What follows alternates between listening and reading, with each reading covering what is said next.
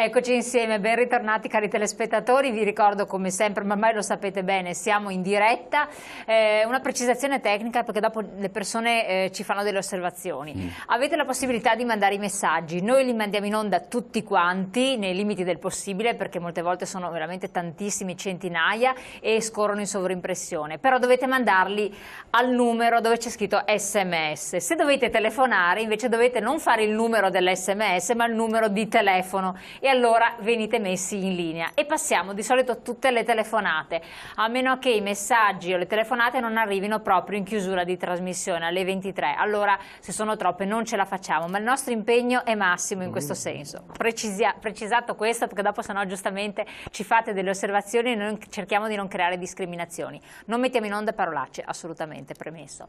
Allora, quest'oggi parliamo di un tema molto interessante, un po' ci diversifichiamo da altre trasmissioni di carattere nazionale che puntano tutti su alcuni aspetti, noi vogliamo andare sul territorio, sulle problematiche che molti stanno vivendo, ovvero gli enti locali, quelli più vicini ai cittadini sono naturalmente i comuni.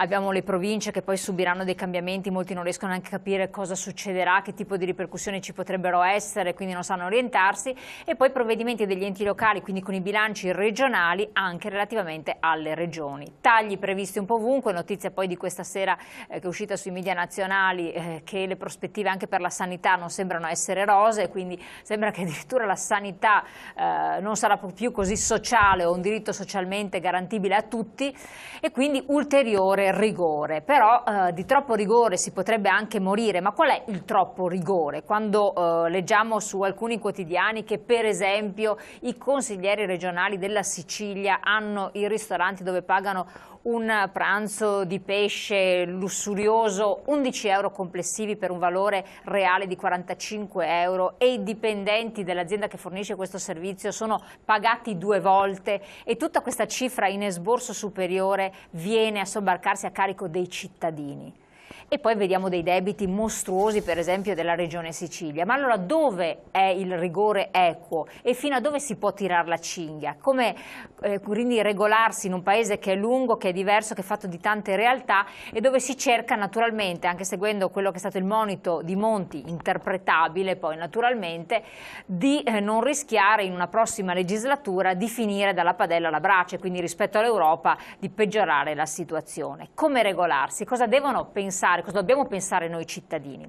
Allora, per affrontare questo tema e capire qualche cosa in più di che cosa succede sul nostro territorio e succede a tutti quanti voi, le vostre tasche, perché poi molti ci hanno scritto, telefonato dicendo ma perché non ci spiegate perché questo benedetto IMU sta aumentando sempre di più, non ce l'aspettavamo così tanto. E allora eccoci qua con i nostri ospiti e ve li presento subito. Allora, ben arrivata alla mia destra, segretario regionale del PD Rosanna Filippin, grazie di essere qui con noi. Buonasera a tutti. Che non solo è segretario regionale del PD ma è anche assessore all'urbanistica nel comune di Bassano. E per cui in un ente territoriale locale. Allora, ben arrivato anche a Pietrangelo Pettenod, Federazione della Sinistra Veneta, consigliere regionale in Commissione Bilancio Enti Locali. Oltre al resto, grazie di essere qui con noi. Tra l'altro ci racconterà anche di un progetto di cui è tra i primissimi firmatari perché chiede una consultazione referendaria per ribadire il diritto del popolo veneto ad esprimere la propria autodeterminazione. Auguri, domani, esatto, domani avremo il responso. Ben arrivata anche Maria Rita Busetti, vicepresidente ANCI Veneto, Comuni del Veneto, e anche lei viene da giornate molto interessanti e calde, veramente importanti. Esatto, quindi ci aggiornerà direttamente. Igor Rodeghiero, sindaco di Enego, consigliere tra l'altro della consulta di sorveglianza dell'ETRA. Quindi come sindaco, appena l'ho chiamato, ha subito lamentato, mi hanno tagliato a metà tutti i finanziamenti, sono distrutto. Tra l'altro non è tanto da ridere perché in un comune a vocazione anche turistica la cosa è grave, perché se un comune per esempio anche non si promoziona, non si muove in un certo modo, ha poco da sorridere. Ma ci porterà anche delle buone notizie come consigliere di sorveglianza dell'ETRA, perché ETRA, questo consorzio, chiamiamolo è una public utilities, esatto, sta facendo dei provvedimenti molto importanti a favore di giovani, quindi nuova occupazione, quindi dà delle opportunità e parliamo anche di questo. Non per creare farsi illusioni, ma per dire qualcosa si sta facendo, dove è possibile si fa, insomma, e dopo vediamo. Allora, prima di incominciare, quindi, enti locali in difficoltà, un boomerang per i cittadini, punto di domanda, vediamo subito il nostro servizio di apertura. Chiederemo di restituire le fasi. fasce presto, se non otterremo le risposte che vogliamo. Intanto si parte con lo sciopero della fascia tricolore, ma se nella legge di stabilità non verranno alleggeriti i tagli ai comuni, i sindaci d'Italia sono pronti anche alle dimissioni di massa. Mai nella storia repubblicana i rapporti istituzionali tra governo ed enti locali avevano raggiunto un livello di scontro così alto. Bastava essere questa mattina a Milano per accorgersene. Centinaia di sindaci in marcia per mettere in guardia l'esecutivo dei professori. C'erano stati promessi dei cambiamenti, questi cambiamenti ancora, siamo a novembre, non sono arrivati. Nel 2013 tantissimi comuni rischiano di andare in default o di non dare i servizi essenziali ai cittadini. L'ultima proposta che si può fare è quella veramente di dimetterci tutti e di lasciare i comuni nelle mani del governo. Dopo gli studenti e i lavoratori, tocca quindi anche ai sindaci scendere in piazza contro le politiche di austerità del governo. Un'austerità che per i municipi significa tagli ai trasferimenti, un cappio al collo sempre più stretto visto che il patto di stabilità ora si applica anche ai piccoli comuni e un'imposta, l'IMU, che di municipale ha giusto il nome. Si continuano a penalizzare gli enti locali scaricando su di loro gran parte dell'opera di risanamento dei conti pubblici. Non si può fare una politica semplicemente ragionieristica, ma bisogna tener conto dell'equità. Questo non è un appello, ma mi dispiace dirlo, diventa un ultimatum. L'ultimatum è già stato recapitato al ministro Pietro Giarda in un incontro con i sindaci alla prefettura di Milano. Per scongiurare la rottura definitiva ora inizierà il pressing con i partiti, ma i tempi sono stretti. La legge di stabilità infatti proprio oggi ha incassato un primo via libera con tanto di fiducia dal Parlamento. Allora, vediamo subito di capire qualche cosa. Margherita Busetti, perché lei viene da incontri anche significativi, sì, non so se rappresenta... ecco. Ero a Firenze il venerdì precedente alla marcia di Milano e i sindaci si sono accordati proprio per la manifestazione, ma anche per dare l'ultimatum al governo che dovrebbe scadere domani. Quindi domani io credo che sentiremo qualche cosa di interessante. Ho assistito veramente a un momento, secondo me, nella storia della Repubblica e della democrazia importantissimo. I sindaci si sono riuniti a Firenze e hanno dichiarato la loro disponibilità sofferta perché un sindaco crede sempre fino in fondo a quello che fa, lo fa in prima linea e prima di dire rimetto il mandato vuol dire che veramente è stato tirato fino in fondo nella possibilità di lavorare. Ecco, e i sindaci erano esasperati e quello che mi ha fatto piacere notare è che non c'erano partiti ma c'erano solamente sindaci. Quindi non è più un problema politico, lo scollamento tra Roma e i sindaci è evidente, abbiamo sentito i sindaci parlare, hanno parlato 3 sindaci di 3 partiti diversi. E tutti e 3 hanno accusato il governo di non tenere conto delle difficoltà dei comuni. I comuni significa cittadini. Questo è importante. Il sindaco è in prima linea per difendere i cittadini. C'è qualche cosa di veramente grave e secondo me se domani non avviene un ripensamento, non c'è un ripensamento da parte del governo, penso che andremo incontro a scelte molto gravi, molto pesanti da parte dei sindaci. L'hanno detto, uno per tutti è De Rio, che è il presidente dei sindaci ANCI, ma è stato sostenuto e direi anche incoraggiato dal sindaco di Livorno, molto acceso nella sua orazione, nel suo discorso. C'era il sindaco di Catanzaro, c'erano sindaci della Sardegna, quindi voglio dire non è una questione più di luogo, è una questione di sofferenza diffusa. Io l'ho sentita a Firenze, è stato un momento anche emozionante, perché probabilmente si è riscoperta la vera democrazia, che non esiste più, permettetemi, a livello invece governativo, dove abbiamo dei tecnocrati che sono completamente al di fuori da quella che è la storia d'Italia. Ecco, adesso passo la parola, dopo torniamo appunto sul discorso dei sindaci.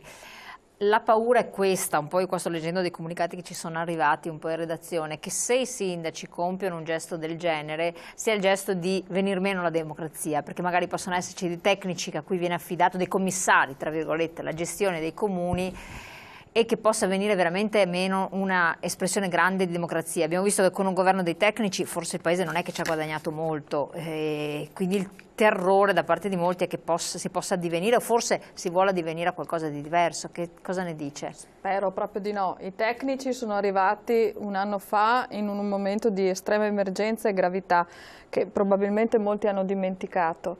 In quel momento servivano perché la politica sembrava incapace di affrontare la situazione e soprattutto assisteva quasi impotente ad un peggioramento di tutte le condizioni socio-economiche di questo Paese. Però non è una situazione che può durare all'infinito e purtroppo devo dire che rispetto a quel governo, sul quale io avevo personalmente anche più di qualche aspettativa, a distanza di tempo, devo ammettere che molte cose non sono state fatte e sono più che mai convinta che sia indispensabile ritornare a un sistema democratico nella sua piena efficienza, compreso il voto ai cittadini. Quindi io mi auguro che domani in qualche modo una soluzione sia trovata e qualche temperamento alla legge di stabilità sia trovato. Cioè, spero davvero che i sindaci, vedevo in prima linea ad esempio il sindaco di Venezia, Giorgio Orsoni, tanto per citarne uno della nostra regione. Spero davvero che si trovi un mezzo, un modo in cui i sindaci possano continuare a svolgere il loro operato, che in questo momento è letteralmente di frontiera. Banalmente cito questo dato perché sono reduce dalla nostra giunta e oggi è il momento in cui si comincia a parlare di bilancio, no? E il mio collega assessore ai lavori pubblici fa: guardate che quest'anno abbiamo messo in cantiere opere per 9 milioni di euro, ma sappiate già che l'anno prossimo è impossibile, quindi i nostri 9 milioni di euro scenderanno, se ci va bene, a 2. Ora, in una realtà con il mio comune, poco più di 40.000 abitanti, già passare da 7 milioni di euro in meno di investimenti pubblici in un territorio significa incidere pesantemente sul sistema economico locale. Allora, io mi auguro che questa cosa sia compresa anche a livello del governo tecnico, cioè che si capisca che i comuni non sono il problema, sono una delle risorse per rispondere al problema che è il deficit pubblico. E spero soprattutto che nessuno salti davvero l'idea che la democrazia, votazioni comprese, sia qualcosa di più che uno ci si può permettere, perché ne abbiamo già avuto di esperienza di uno, bastava pagare lo stipendio di quello e risolveva e decideva qualunque cosa. No, basta. Può essere che abbiamo tanti problemi, può essere, io sono abituata ad andare in trasmissioni dove da cosiddetto politico, faccio una precisazione, sono segretario regionale e assessore, ma come segretario regionale ho un rimborso spese normalissimo e come assessore all'urbanistica prendo 1.000 euro lordi, quindi non appartengo alla cosiddetta casta. Di solito nelle trasmissioni mi arrivano messaggi di tutti i tipi, politici eccetera eccetera, tutti fatti della stessa cosa. No, guardate, distinguiamo, ci sono politici e politici, c'è gente che si occupa realmente dei problemi dei propri cittadini e lo fa con onestà e correttezza. È arrivato il momento che i cittadini, e lo so che oggi non si parla delle primarie, ma i cittadini sono perfettamente in grado di riconoscerlo, ridiamo ai cittadini la loro voce, si esprimano liberamente, scelgano liberamente i propri rappresentanti, sia al governo nazionale sia al governo locale, che rimane ancora una delle migliori istituzioni che ci siano nel nostro Paese. Pete no, è possibile questo, perché anche voi... volevo dire che tutti i consiglieri regionali appartengono alla casta. Assolutamente no, ma non vogliamo assolutamente generalizzare né puntare il dito come semplicisticamente si fa sul solito discorso auto blu, politici eccetera, perché poi in realtà non so se sarà possibile anche approfondirlo, dietro i politici molte volte che sono imbalsamati una volta che raggiungono una certa posizione ci sono dei tecnici che sono incardinati in certi tecnici veri, cioè tecnici burocrati. Ne parleremo dopo, sì, esatto, burocrati che sono quelli che in realtà hanno delle posizioni irremovibili che fanno le decisioni. occasioni, perché mi è capitato di parlare con ex ministri che mi hanno detto: preferisco tornare sul territorio in varie vesti eccetera, ma sul territorio dove forse qualcosa riesco a combinare, che non avere una veste, grande visibilità e responsabilità, ma dove non decidi niente perché dietro devi rispondere a delle figure irremovibili. Detto questo, Pettenò, anche lei si sta muovendo in modo importante per in qualche modo comunque ribadire una possibilità di autodeterminazione, se questa avesse un portafoglio però, perché sennò... Vabbè, diceva Rossana appunto la questione dei costi della politica, un tema che come tutti gli altri in Italia viene affrontato solo per un pezzo, giusto per dare in pasto ai cittadini una visione demagogica che non risolve i problemi fino in fondo, ma gli fa credere che li si sta affrontando. È ancora in discussione, ma mentre i parlamentari discutono dei costi delle regioni, non discutono di loro. No, ma infatti dei ministeri, quindi è sempre così, silenzio assoluto. E quindi mentre io che ho un reddito da CUD, cioè che presento dichiarazione di redditi 2011 di 102.000 euro, ci sono dirigenti del Ministero che non ho nessun problema a dire che non fanno niente dalla mattina alla sera, che ingarbugliano la gente, che fanno perdere tempo alle aziende piuttosto che alle cose, che prendono 300-500.000 euro. C'è un capo della polizia in Italia che prende più di Obama. Adesso, voglio dire, questo non si può discutere, ma vabbè, questo lo affronteremo chissà quando. L'altra questione è che questo Paese non affronta i temi, appunto, il cittadino. Dove decide il cittadino? Dove decide... Ora, se da un po' di governi a questa parte stanno distruggendo la possibilità che le autonomie locali, quindi i comuni, le province che abbiamo ancora in piedi, non si capisce, le regioni, eccetera, riescano a essere vicini alle esigenze del territorio e quindi risolvano dai problemi sociali a quelli appunto dell'economia, dell'occupazione, eccetera, e quindi siano in grado di rispondere ai cittadini. Questa cosa però non è che non avviene e si indeboliscono questi per via della solita balla che ci raccontano della crisi mondiale. Non è vero. Questa cosa è che i cittadini sono stati privati di votare per le province. In Veneto, Vicenza non ha votato per un decreto del governo. Non succedeva questo dall'epoca di Mussolini. Cioè, quando c'era il fascismo in Italia si impedivano le votazioni. È successo con il governo Berlusconi, Bossi prima, e poi successivamente confermato da questo che sta facendo ancora peggio se si può. Cioè, quindi si tolgono i diritti ai cittadini. Le province non si eliminano, si accorpano e quindi si vorrebbe fare delle cose da 2 milioni di abitanti con però 12-14 consiglieri eletti dai sindaci, che non vengono eletti dal popolo, quindi se mi permettete, se io voglio che la cosa sia vicina ai cittadini, voglio dire, deve essere votata dai cittadini. È un dato che parla di democrazia, però guardate che non è un discorso fumoso. A uno Stato centrale che ha bisogno di tappare la bocca ai cittadini e alle loro rappresentanze, quindi ai sindaci, ai consiglieri, eccetera, eccetera, perché deve decidere lui, cioè il governo centrale, questa cosa. Come si risponde? Intanto chiedendo più democrazia.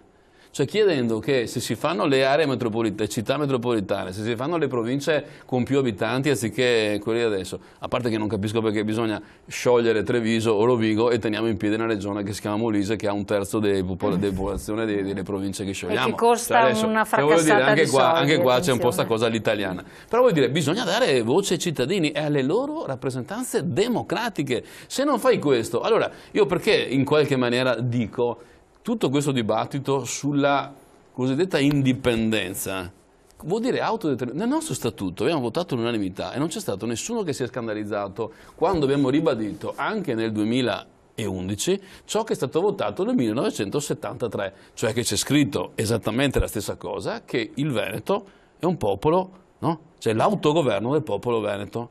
Allora voi mi spiegate cosa vuol dire l'autogoverno del popolo veneto dentro la Costituzione italiana, per amor del cielo, giustamente, a difesa dei valori, dei principi sanciti democraticamente dalla Costituzione. Ma cosa vuol dire autogoverno del popolo veneto? Che subiamo le angherie dello Stato centrale? Che dobbiamo subire un vampiro come Monti e questi cretini di professori che stanno governando il paese, che fanno una manovra peggio dell'altra, che non sanno scrivere neanche i decreti, che sono incostituzionali, inefficaci? Provate ad andarvi a leggere la legge Fornero che si occupa di lavoro. I giuslavoristi, cioè dicono ma chi l'ha scritta questa roba qua? Cioè non si riesce a applicare, danno all'economia, questo vuol dire, danno al paese, danno alle imprese, agli occupati. Allora, noi dobbiamo subire quella roba lì o possiamo dire che c'è la possibilità? dentro il quadro della Costituzione, di dare più voce alle comunità locali, di dire che dentro ma perché non vengono private di un potere economico, attenzione, perché se vengono private della possibilità di disporre di finanze, io cioè dico, non possono fare questa niente. per me è l'indipendenza che io credo, è l'indipendenza che ha fatto dire in tanti paesi europei, in tante aree del paese, domenica scorsa in Catalogna, in Spagna, piuttosto che in altre realtà, che o tu ti batti perché le comunità locali abbiano voce e decidano, senza nessuna rottura. Guarda che io non sogno che ci sia la dipartita del Veneto dall'Italia, cioè per fare cosa? Significa che la battaglia che io vorrei impostare in questo Veneto è che noi abbiamo la possibilità di decidere, che noi decidiamo che se c'è un'economia che governiamo qui con le nostre regole, dentro un quadro costituzionale, non per togliere ad altri per tenere noi, ma per dire che se noi siamo in grado di gestirci delle risorse economiche, noi siamo in grado di decidere dove distribuirle. Assolutamente. Torniamo su questo discorso, do la parola anche a Rodighiero naturalmente, perché è doveroso, soltanto che c'è la pubblicità che sta incombendo da qualche minuto. Pubblicità, poi torniamo insieme.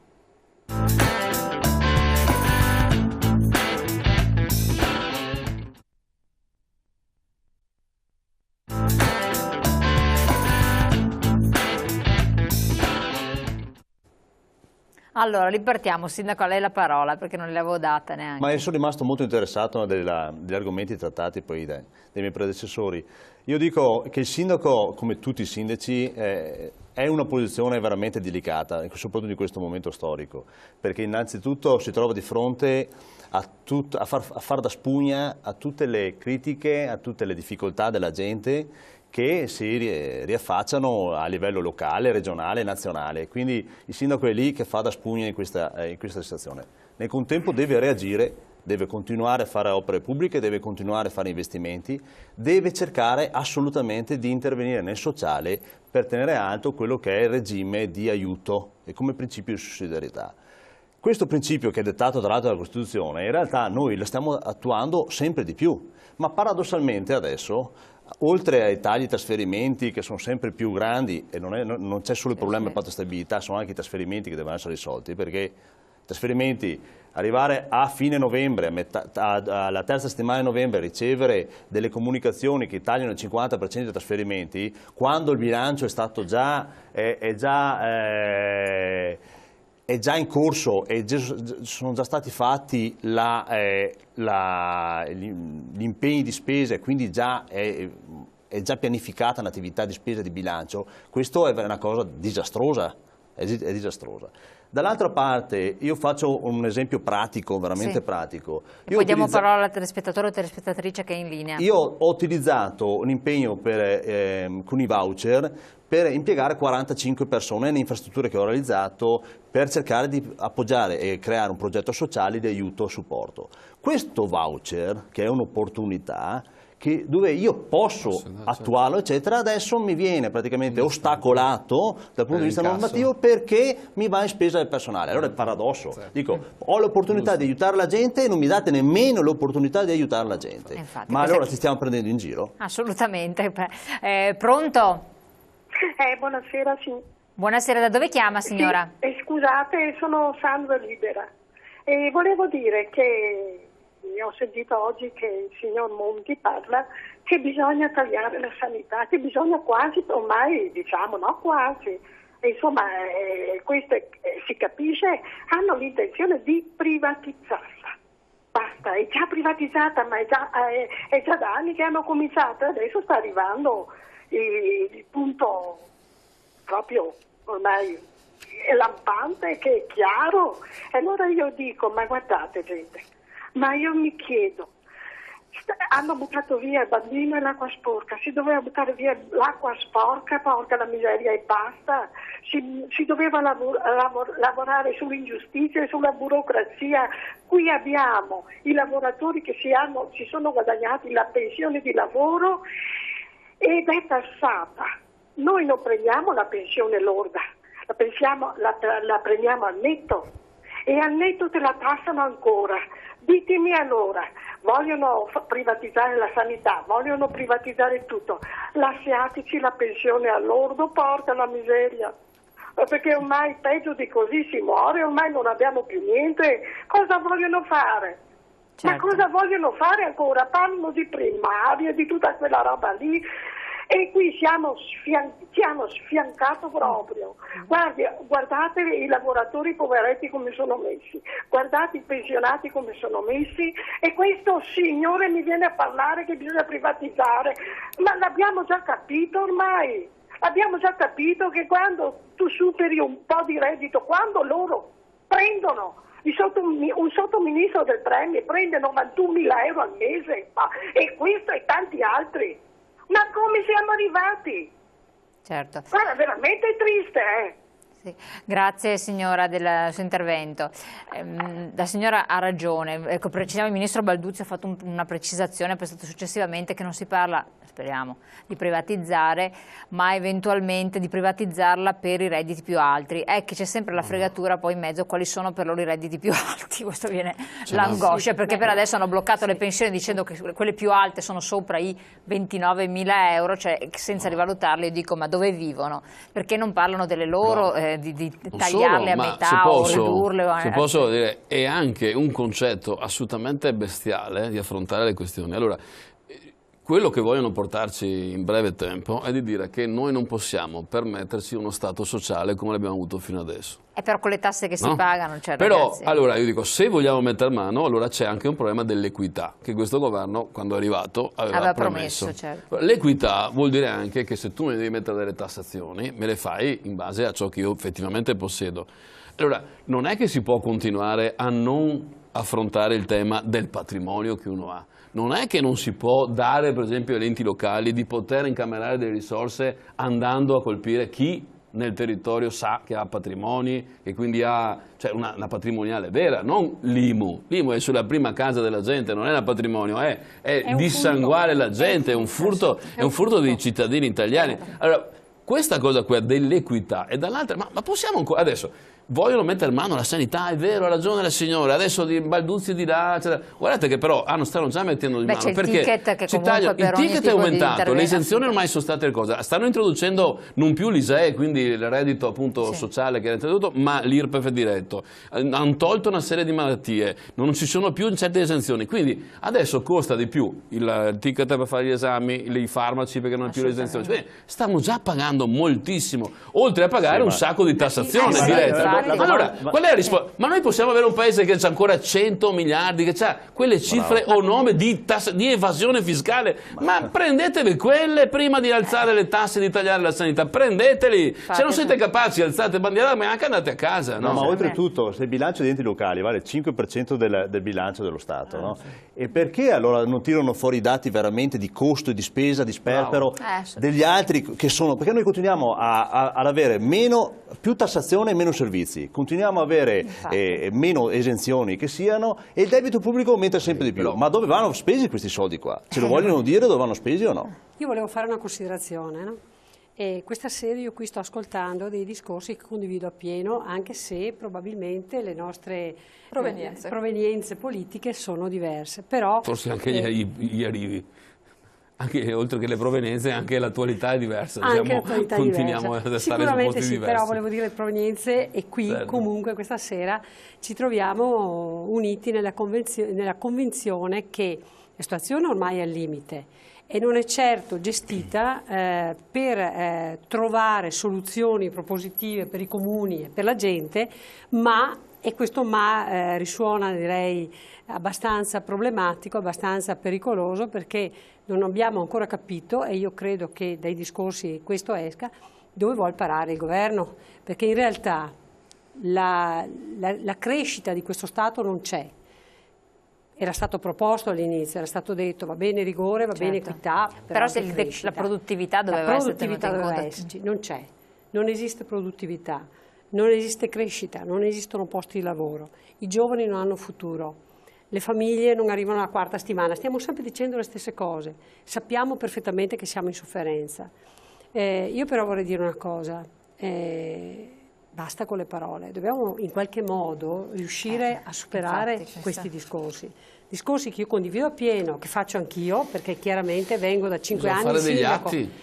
Dobbiamo passare a delle soluzioni, dobbiamo trovare, certo. E ce lo stanno dicendo attraverso i messaggi, attraverso le telefonate, in qualche modo. Quindi io sono felice che la Regione Veneto intanto faccia domani questo Consiglio regionale in cui si parlerà finalmente di indipendenza del popolo veneto, ma spero che questo si traduca poi nella possibilità di gestire il nostro territorio, finalmente, cioè di avere dalla teoria, dalla buona volontà, anche la pratica di poter dire teniamoci qui una parte dei soldi e cominciamo a lavorare, per esempio, per creare un futuro ai nostri giovani. Guardate che veramente non abbiamo posti di lavoro. Il sindaco sta dicendo che attraverso delle soluzioni creative cercava di trovare una soluzione per poter dare da mangiare a qualcuno.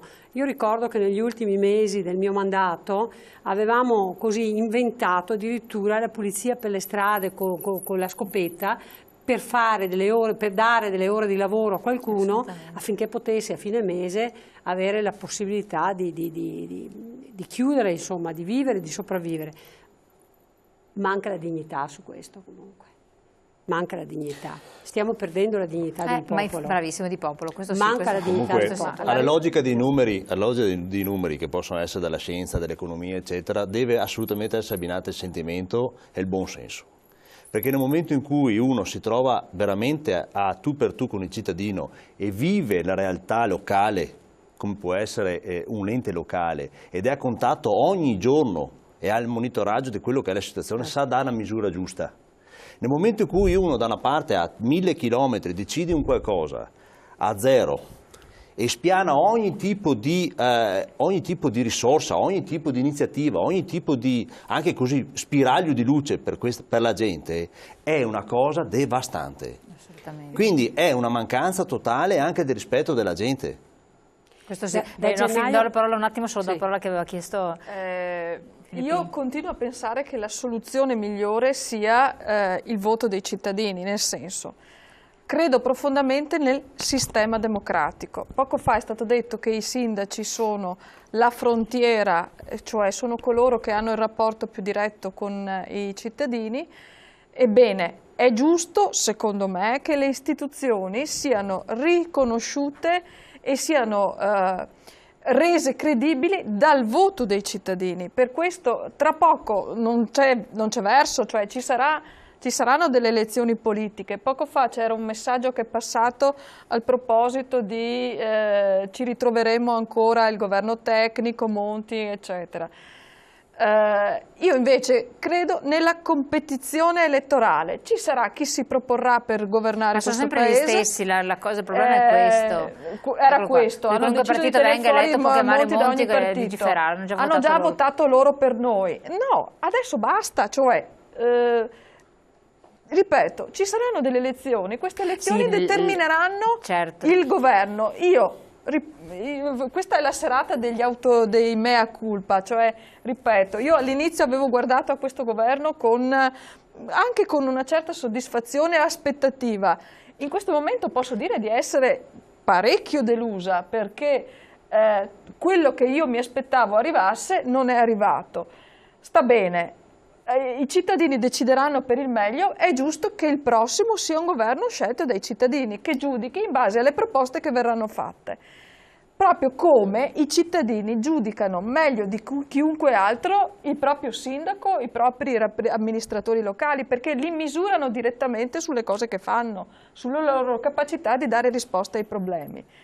Detto questo, è vero che la macchina italiana nel suo complesso ha bisogno di qualche messa a punto, perché il discorso della provincia, della riorganizzazione di tutta la macchina, mi permetto di aggiungere forse qualcosa che non sarà simpatico a tanti, compresa anche la riorganizzazione dei comuni, perché abbiamo spesso delle dimensioni dei comuni troppo piccole per far fronte realmente ai problemi del cittadino. Allora, premesso che bisogna rimetterla a posto la macchina, però la macchina deve funzionare. In questo momento la macchina non sta funzionando, ha grosse difficoltà. Allora un attimo, prima Busetti, dopo parliamo un po' di faccio un po' da sponda al sindaco. Da gennaio 2013 i comuni sotto i 5.000 avranno il patto di stabilità? Assolutamente sì. Questo significa... Devono attenersi. No, questo significa la morte dei piccoli comuni, perché se fino ad ora riuscivano, per la buona volontà del sindaco, la cooperazione tra cittadini, il soldino che poteva essere spostato perché c'era una certa libertà di movimento da parte dei piccoli comuni, riuscivano a gestire il territorio e le esigenze dei cittadini, da gennaio questo non succederà più. Esatto. E questa sarà veramente la morte dei piccoli comuni, che in realtà si stavano unendo e formando con l'unione di comuni, perlomeno unione di comuni per quanto riguarda le funzioni, e sono obbligati, perché mi pare che siate obbligati a mettere le funzioni in comune, quindi parliamo di economicità dopo. L'iter era già iniziato, anche se in modo abbastanza diciamo difficile all'inizio, abbastanza provvisorio, però era iniziato. Il problema grosso è che qua sembra che lo Stato regga il proprio sistema sui comuni, sui soldi dei comuni. In realtà i comuni sono la parte più piccola economicamente dello Stato. E allora, come si diceva prima, e poi lascio la parola, come si diceva prima, non solo i politici, in particolare si diceva non siamo noi che non facciamo parte della casta perché non siamo politici, siamo amministratori, viviamo sul territorio e cerchiamo di dare con la nostra faccia, di dare aiuto ai cittadini, va bene, ma sono quelle strutture ormai incancrenite nei ministeri, quelle strutture che sono in mano a dirigenti, a funzionari inamovibili, che se non cambiano, se non succede qualche cosa che rompe questo sistema, avremo poco da eleggere. Perché mi si dice da tanti politici, anche di appartenenza diversa, che ogni volta che si va a Roma si tenta di cambiare, ma in fondo il politico passa e il funzionario resta, che lo sappiamo bene nei comuni, e a certi livelli sappiamo bene la difficoltà. Ma sono mostre, e a certi livelli significa che da circolare sulla legge del politico la fa il burocrate. Ed è lui che poi interpreta. E questo è il grave problema. Ma comunque la logica, volevo intervenire prima sul discorso dei comuni, no? C'è una mentalità, una situazione, ma anche una logica che posso usare questo termine perversa, nel senso che io sono convinto che l'economia di scala va fatta quando vengono messe insieme le unioni in senso pratico, ma questo deve avere una condizione che deve essere legata al territorio, alla popolazione, alla conformità e alla posizione geografica del comune, perché questo fa sì che una realtà che può essere per esempio di pianura, che 10 km possono essere anche irrilevanti come distanza, perché può essere una distanza anche di una frazione. Nei comuni invece che possono essere montani, per esempio il mio è un comune montano, ha 52 km quadrati di comprensorio, di censuario e di proprietà e 100 km di proprietà, oltre 100 km di proprietà, chilometri quadrati intendo, che parte dal Brenta e arriva fino all'Ortigara, con una realtà geografica, compreso l'altopiano, dove dal mio paese per arrivare a Lusiana, per esempio, ci impiego meno che quasi arrivare a Padova, okay? Parlare di unione di funzione e di servizi, quando la realtà già funziona, io do già i miei servizi che sono più che soddisfacenti, e ricordo, apro una parentesi, forse qualcuno non lo sa, nel mio paese l'ambulanza 118, non un'ambulanza così a caso, è gestita dai volontari a gratis. Okay? Ecco, che l'ambulanza è stata pagata anche attraverso un mutuo, però noi li paghiamo le tasse per avere 118, chiuso l'inciso. L'altra parentesi è fatta sulla convenienza, perché nel momento in cui io faccio, dal punto di vista di economia di scale e di studio di fattibilità economico, faccio una valutazione della mia rendita di servizio e alla fine mi trovo lo stesso personale, aumenta l'ufficio, devo sborsare dei soldi per allestire nuovi uffici come istituti comprensivi scolastici o altre cose, e mi triplicano le spese di servizio. Spiegatemi voi dov'è l'economicità del servizio. In effetti le realtà montane sono realtà da lavorare e preservare in modo diverso. Basta che non ci siano comunità montane come nel sud vicino al mare, che diventa una cosa paradossale. Io parlo delle nostre che esistono. Ma dopo torniamo su questo. Andiamo subito in pubblicità, poi do la parola, che se non sbaglio l'ha chiamato Petenò, Filippino, da questa parte ho visto giustamente reclamavano. Pubblicità.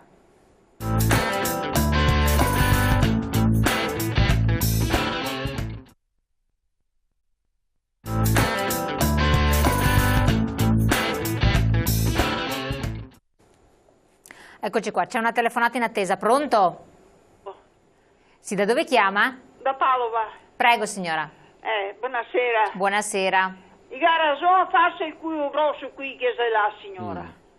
I ragione altri pensionati che mi sono da sola e con una malattia rara, non cammino, non che vedo e l'ossigeno su.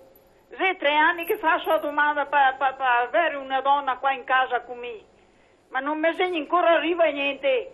Vadi dovessi unire tutti i pensionati in carrozzella, vero? E portarli là e tirarli fuori da là, che mi sarebbe prima, sarebbe sti Lazzaroni che mi gamano fuori tutto. Sì, sì. Ha ragione, signora. Sì, e dopo poi oggi mangio molto di schiappa perché se no non te cose che vedo appena perché ho una lampada grande qua per vedere qualcosa. Quell'ossigeno giorno e notte. Chi se vergogna altro che andare a votare. Dice chi tira su qui che viene dal mare che qui li mantenga, che dica. Chiarissimo.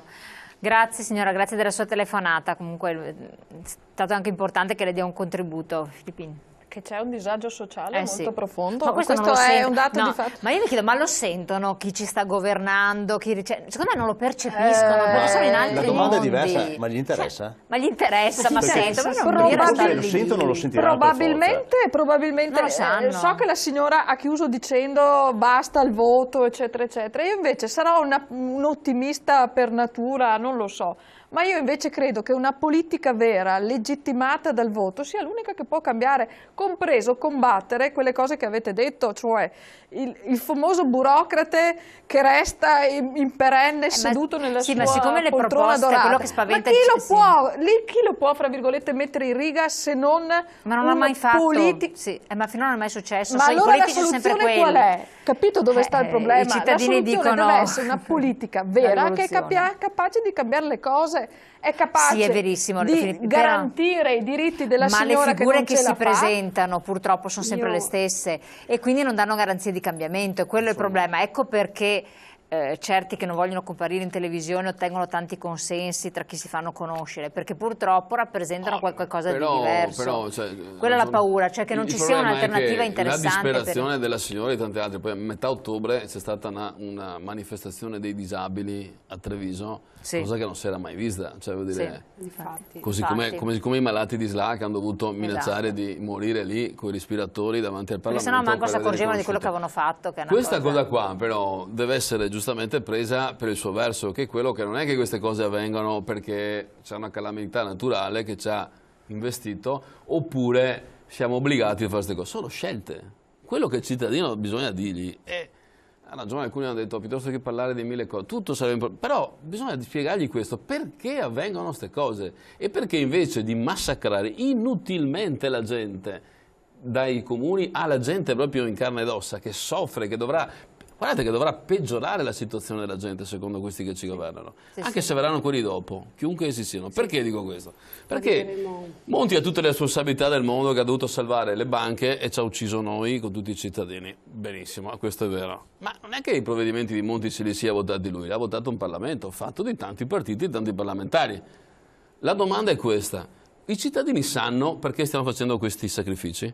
Perché se fossero sacrifici utili a uscire da una situazione, uno anche ci ragiona e dice, boh, ci provo a sacrificare, no?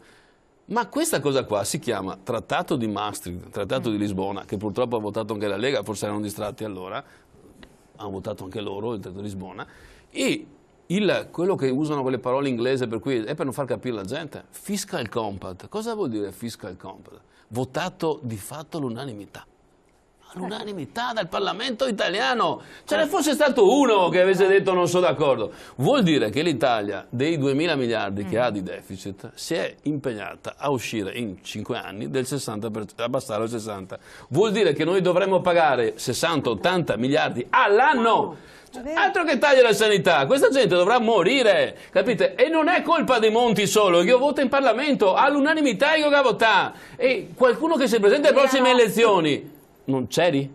La Lega no. La Lega l'ha votato, purtroppo devo dire, e in cui si è impedito. La Lega non ha votato questo sul fiscal compact, ma ha votato il Trattato di Lisbona da cui nasceva ma questo. non ha votato Allora, il fiscal compact. voglio dire, al cittadino a cui chiediamo il voto per governare, io chiedo solo una cosa: tu sei per pagare 80 miliardi a sti trattati che chissà dove vanno? Oppure cosa? Là il deficit che c'è in Spagna piuttosto che in Portogallo, eccetera, ma sapete chi lo paga? Cioè il concordato che hanno fatto, il famoso, eccetera, eccetera, il 19% lo paga. Noi, i cittadini italiani, pagano il 19% di quella roba lì. Allora io dico, ma per cosa sacrifichiamo? Perché la signora deve sentirsi così, non avere le assistenze? Perché dobbiamo pagare le medicine?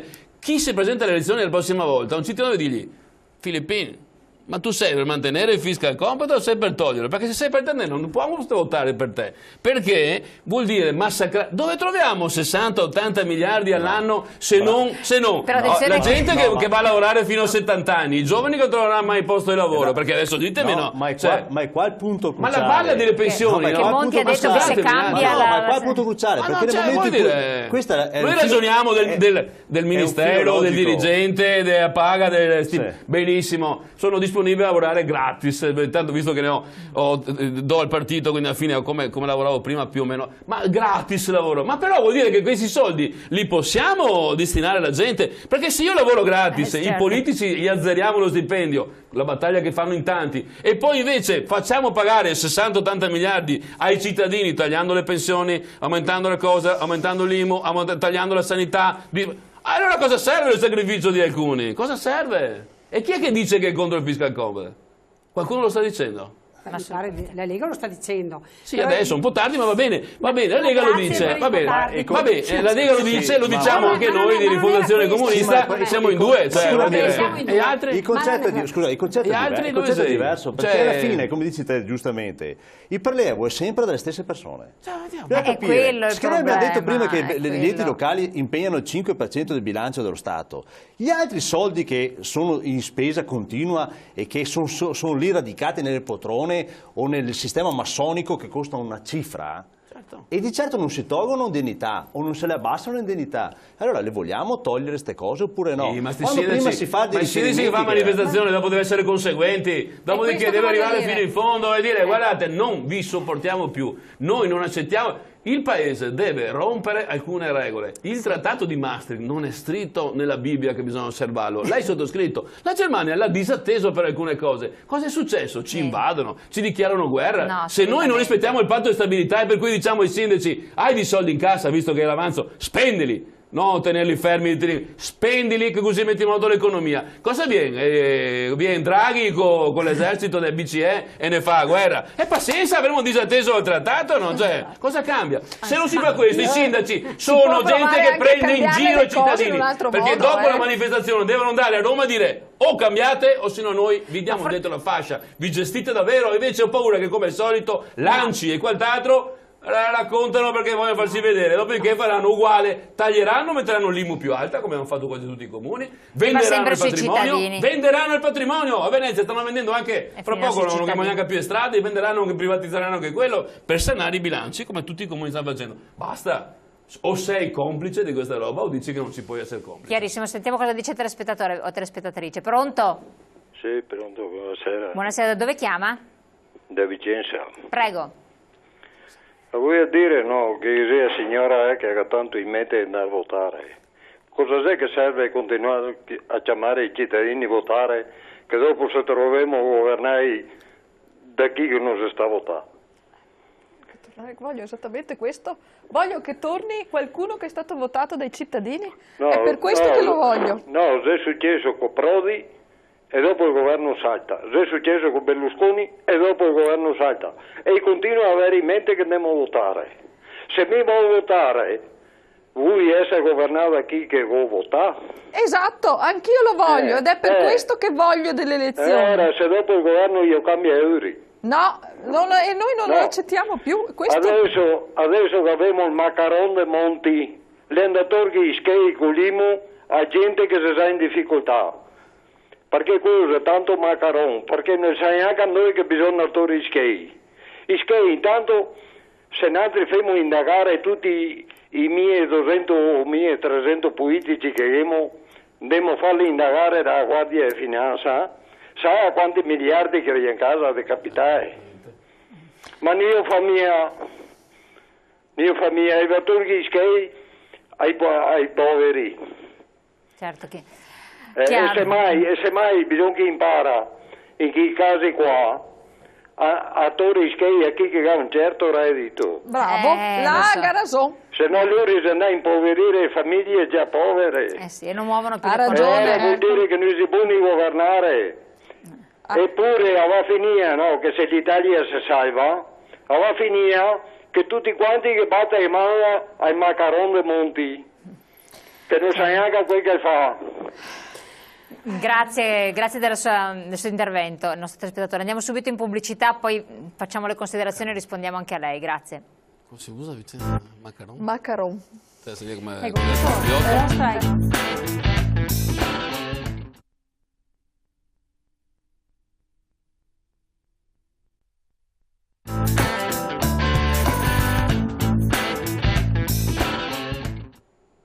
Eccoci qua, siamo ritornati. Vediamoci una telefonata in linea. Pronto? Buonasera. Buonasera signora, dove chiama? Da provincia di Rovigo. Dica tutto, abbassi il volume e dica tutto. Sì, l'ho abbassato. Bene. Ecco. Dunque, io sono sempre andata a votare, ma ho capito, destra, sinistra, centro, sono tutti uguali. Perché sono andata, quando è morto mio marito 7 anni fa, mi hanno preso la mia pensione che prendevo 240 euro al mese. Di mio marito mi veniva 380, in tutto andavo a 800 euro. No, mi hanno tolto tutta la mia, ma hanno lasciato 45 euro per darmi 4,20 più i 45. Mi dica lei se io posso andare a votare per della gente che sono solo capaci di attaccare sui poveri. Io cosa mangio con quelli soldi? Non posso accendere il riscaldamento, mangiare, accendere poco lì. Mio figlio ha lavorato 2 anni e mezzo in cassa integrazione, 2 giorni, 3 a settimana. Già uno dei fortunati. E con tutta la povera gente che c'è, staccano tasse sui poveri, ma loro si hanno aumentato 220 200 euro al mese. Ma non si vergognano mica là. Sa cosa le dico io?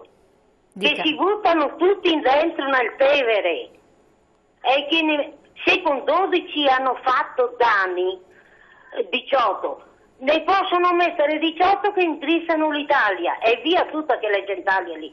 Che possano vivere con i soldi che prendo io, che c'è della gente che prende ancora meno. Assolutamente signora, assolutamente. Ecco. No, ecco, io parlo forte perché ci sento poco. No, la sentiamo bene. Grazie signora. Mi dica lei. Adesso vediamo di rispondere a lei anche all'altra telefonata. Grazie signora del suo intervento. Però c'è gente che prende 30.000 euro di pensione al mese. Assolutamente sì. E che al governo ne prendono di più. Perché ma io dico sempre, ce lo continuo a ripetere. E che Monti ha nominato come saggi che devono spiegarci a noi, tipo Amato, questa gente qua, che deve spiegarci a noi come si risana il paese. A 30.000 euro. Se Monti facesse un provvedimento che dice c'è una soglia massima. In questo periodo di crisi c'è un tetto di pensione oltre quale non puoi andare. Quale? 5.000 euro al mese? 10 come fa come si fa? Allora alziamo le minime. Le minime. Le minime le tassano. Ma come fa? Hanno tassato, hanno chiesto indietro la 14ª alle minime. Infatti. Ma come fa a farlo Monti, che è l'espressione della finanza e delle banche? Perché Monti vota però in Parlamento, non è che è lui che decide, mica è un tiranno. Cioè lui decide, poi il Parlamento che vota tutto. Non tutto è fatto con decreto, comunque c'è anche a fiducia. E che poi lo votano e lo convertono nel decreto, no? Assolutamente sì. In questo paese c'è bisogno di equità. Bisogna farlo però. Esatto. Sì, ma chi è che la può fare? Domanda giusta. Rispondiamo esatto, diamo la risposta ai telespettatori che tutti e due hanno detto non andiamo a votare e altri messaggi. Chi è che lo può fare se non qualcuno che sia legittimato dal voto? Io so che c'è molta stanchezza e molta delusione. Allora, la spiego in questo modo. Sapete quanto costa a ciascun cittadino italiano, chiamiamola l'istituzione, cioè la politica, quelli tanto... costa 3 euro a cranio. Sapete quanto costa la corruzione e l'evasione fiscale? Costa 1.000 euro a cranio. Vuol dire che ciascuno di noi paga 1.000 euro per la corruzione, chi evade, chi non... Allora, io invece non lo so che sembro un'illusa, credo nella politica buona fatta dalle brave persone, perché penso che siano le uniche messe nel posto giusto, capaci di cambiare le cose, compreso combattere la corruzione. E quali sono? E quali sono? Sono i cittadini che lo devono decidere, no, sono le i cittadini che devono valutare. Bisogna dargli dei programmi, delle idee. Delle persone. Ai prossimi, signora, per farla tornare a votare, secondo me, io gli dico a questi signori che hanno detto dovete votare perché vi dice che si fa esattamente diverso da quello che ha fatto Monti, e tutti i partiti che saranno nei prossimi programmi che diranno che bisogna continuare con l'austerità, con i tagli, i sacrifici, li mandate a quel paese, non votateli, andate a votare per tutti quelli che vi dicono che non serve fare questa roba e che occorre colpire l'evasione, l'elusione, la corruzione, che bisogna far pagare chi ha via medicina patrimoniale, bisogna non comprare gli aerei che costano come 3 finanziarie, cioè vuol dire... Questo bisogna ritirare i militari in giro per il mondo, che non ci può fregare di meno che vadano in giro per il mondo, che li facciamo ammazzare, facciamoli lavorare a risanare l'Ilva di Taranto, che c'è bisogno di fare le bonifiche, portiamoli in Veneto a risanare il territorio, che ci sono ogni alluvione, c'è il disastro, facciamoli lavorare i soldati in queste robe qua, che la smettono di andare in giro a morire loro e che ci costano una montagna di soldi. Basta comprare i cacciabombardieri che ci vorranno una montagna di soldi, basta comprare queste robe. Questi sono i programmi che la gente, questo devono votare, perché altrimenti sacrifici, austerità e roba, siamo stufi, no? Non ci sono figure diverse che tirano fuori queste cose qua. Un attimo solo che c'è una telefonata, poi passo la parola a Rodeghiero che deve intervenire. Pronto? Buonasera. Buonasera, dove chiama? Da Giurusco Mantova. Sì, prego. Loro hanno ragione a dire che bisogna andare a votare, ma da che parte c'è da votare? C'era su uno, ha fatto così, c'era l'altro, ha fatto così. Per non prendere la colpa ci hanno messo il terzo e ha fatto lo stesso, perché a loro non si tira mai via niente, non si tirano via assolutamente neanche un centesimo. Avevano fatto il referendum per il finanziamento dei partiti, cosa hanno fatto? L'hanno deviato, hanno fatto un decreto e con il decreto cosa è successo? Si sono raddoppiati sotto un'altra voce il finanziamento dei partiti. Allora ditemi voi che cosa andiamo a fare, dobbiamo fare un bel disegnino, così almeno faranno quello che vogliono, lo fanno lo stesso in tutti i modi, ormai non c'è bianco, rosso, verde, nero e blu. Chiaro. Noi dobbiamo crepare a lavorare, perché noi con la nostra pensione arrivare a 90 anni, morire è finito, così hanno anche i soldi della pensione da divertirsi. Cosa fanno? Così, è una vita che fanno così. Certo. Non c'è nessuna alternativa, io non ne vedo delle alternative. Certo. Perché tutti parlano benissimo, ma a fatti non fa niente nessuno.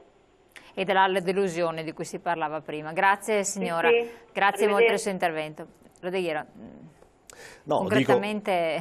dico che in queste realtà giustamente i tagli devono essere fatti ma nei posti giusti, perché ripeto si continua a colpire gli enti locali, i comuni, la gente eccetera e si porta a casa le briciole. Ma allora cosa, ad esempio, noi abbiamo degli impegni che sono extra bilanci degli enti locali, ripeto, il 95%, mi dispiace essere ripetitivo, di questo 95% che dipende, forse sarà l'esercito, saranno altre forze che saranno in campo, i ministeri, eccetera. Vogliamo dare veramente un occhio a queste situazioni, alle maxi pensioni d'oro di questi personaggi, ai dirigenti, alle lobby massoniche di queste persone, che portano a casa dei redditi che fanno paura. Cioè, veramente, se nel momento in cui non viene fatto un'azione di chi la deve fare?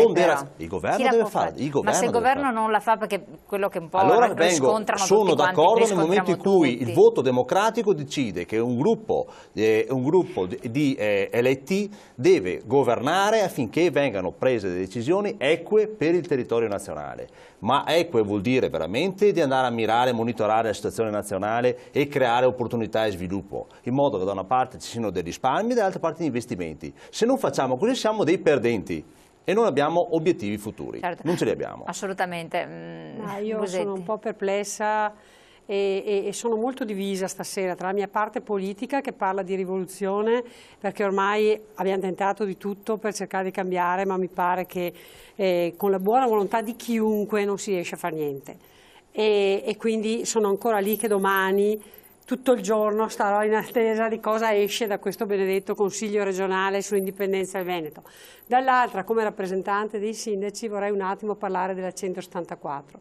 Il 10 di ottobre di questo anno, quindi un mese fa, il governo Monti ha emanato il decreto legge 174. Cos'è? Spieghiamolo. Esatto. Con il quale la Corte dei Conti controlla sistematicamente ogni delibera dei sindaci.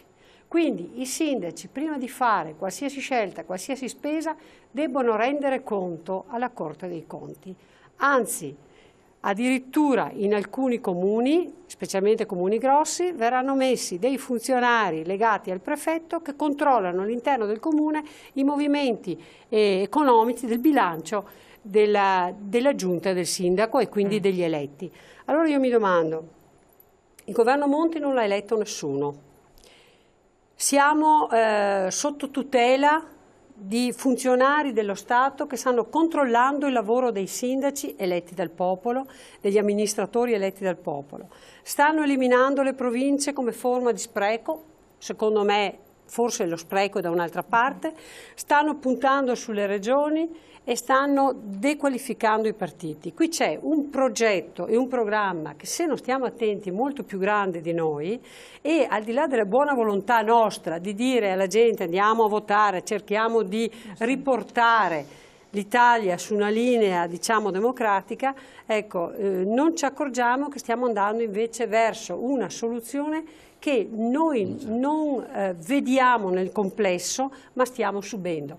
Cari cittadini, andate su internet e leggete la 174, vi renderete conto che dal 10 di ottobre i comuni non sono più indipendenti, ma dipendono dallo Stato centrale. Ecco. Quindi stiamo perdendo sistematicamente, giorno per giorno. Ma non solo. Ecco. Aumentando la responsabilità in capo al sindaco in materia fiscale, tributaria, oltre civile e penale, con dignità misere. No, a un certo punto cosa facciano gli altri sindaci? Ma si è costruito questa idea, solo una battuta, si è costruita questa idea che tutto ciò che è rappresentanza istituzionale necessariamente è corrotta, quindi inefficiente da eliminare. Allora, bisogna che la combattiamo questa idea, perché sta minando le basi del nostro sistema. Assolutamente sì, devono però cambiare qualcosa a livello ministeriale, senza dubbio un esempio ci deve essere dato di buon governo. C'è una telefonata, pronto? Sì, buonasera. Buonasera, dove chiama? Chiamo da Valpago, mi chiamo Roberto. Prego. Provincia di Belluno. Sì. Io sono un po' sconvolto nel sentire tutti questi ragionamenti, tutti giusti, tutti perfetti, tutti legati a un problema di fondo, un debito pauroso che questo Paese continua ad incrementare, credo da quest'anno a un livello di oltre 100 miliardi all'anno. Mi sono letto il Trattato di Lisbona, che oltre ad avere lacci e lacciuoli di vari tipi per questo Paese, ha un articolo 123 che l'ho riletto almeno 10 volte e mi ha letteralmente sconvolto, perché non ne sento parlare nessuno. Se è vero che questo Paese incrementa di 100 miliardi all'anno il debito, perché grazie all'emissione di bozzi, CT, bla bla, eccetera, si deve far prestare i soldi dalla Banca Centrale Europea alla Banca d'Italia, la quale a sua volta li può dare solo alle banche nazionali, che poi provvedono a mettere sul mercato il denaro per comprare i buoni famosi del tesoro. Peccato che tutto questo è l'operazione che determina la quantità di interessi che il Paese paga. Assolutamente sì. Cioè lo 0,25, non mi ricordo più quant'è, della Banca Centrale Europea si trasforma in oltre il 5% per il Paese. Peccato che in quell'articolo maledetto 123, al comma 2, è una cosa che, ripeto, mi ha sconvolto, perché non sento nessuno parlarne di questo cosa particolare. Che cos'è? Dice in buona sostanza che tutto quanto detto al comma 1, che è il comma che determina il debito per gli interessi, non vale per i paesi che sono proprietari di una banca nazionale, non la Banca Nazionale d'Italia, una banca de cartura, tanto per dire una che mi viene in mente, di proprietà dello Stato, che acquista per lo Stato il denaro necessario per l'emissione di buoni. Allora ho cercato di informarmi, perché dico, perché una banca piccola di proprietà del Stato potrebbe fare questo? Come fa a garantire la Banca Centrale Europea? Perché le banche nazionali, quelle famose, non è che non garantiscono nulla. Il prestito che la Banca Centrale Europea fa all'Italia ogni volta che c'è un'emissione è garantita semplicemente dai buoni del Tesoro, del BCT, CCT, CCO, eccetera. Dall'emissione proprio del foglio di carta. Dico, ma perché non ne parlate? Vi rendete conto che se una banca a questo punto nazionalizzata, compra l'emissione nazionale di quel debito, il nostro debito non è più di 100 miliardi, ma è di circa 18 miliardi all'anno, pagabile con l'avanzo primario, che è attivo in questo Paese da oltre 30 anni, tranne 2 anni, è attivo da 30 anni. Certo. Perché nessuno ne parla? Ed è il dramma della signora di prima da Rovigo piuttosto che di altri. Assolutamente. Perché lo Stato non ha soldi per pagare cosa? Perché deve pagare le banche, ma nel vero senso della parola, non più le banche che in maniera indistinta sembrano dei ladri. Sono ladri alla grande, ma qualcuno gli permette di farlo, ma qualcuno, tutti ragazzi miei, mica solo Monti a sto punto, perché non sento nessuno parlare di questa cosa. E quell'articolo o l'ho letto solo io, ma mi rifiuto di pensare che sia così, o c'è qualcosa che non va, se non ci è permesso di farlo. Chiarissimo. Neanche dall'opposizione. Vediamo di rispondere. Grazie del suo intervento. Allora, non abbiamo parlato, ma il Trattato di Lisbona pone dei limiti e delle situazioni abbastanza difficili, ma aggiunto a questo, paradossalmente c'è un'altra cosa. Faccio un esempio pratico. Se un ente locale deve ricevere un contributo dalla regione, dallo Stato, eccetera, e in particolare la regione, e questo è soggetto a patto e stabilità, non può dare il trasferimento del contributo, l'ente locale deve pagare le imprese, deve pagare la società, anticipa di cassa, o fa anticipazione di cassa in banca, quindi pagando interessi passivi del credito. Cioè paradossalmente il comune o l'ente locale, nell'attesa che deve ricevere i soldi, deve anticipare i soldi di pagamento, no? Per pagare le imprese, per pagare i servizi, eccetera, no? E in questa anticipazione paga anche interessi passivi. Cioè allucinante questo, semplicemente. Perché ci hanno portato via le tesorerie. Esatto, perché adesso le tesorerie il limite del patto di quindi ecco, quindi questa è una cosa ancora in aggiunta, quindi è un ulteriore costo. Assolutamente. Andiamo in pubblicità, poi ritorniamo in studio ad affrontare anche il tema che è stato sollevato dal nostro telespettatore.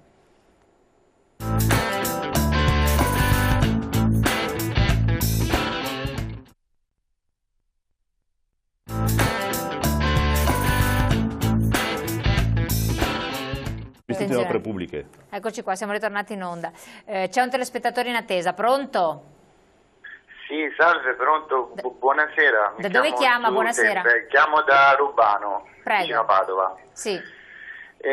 Senta, io volevo dire semplicemente questo, che penso che non andare a votare è uno sbaglio.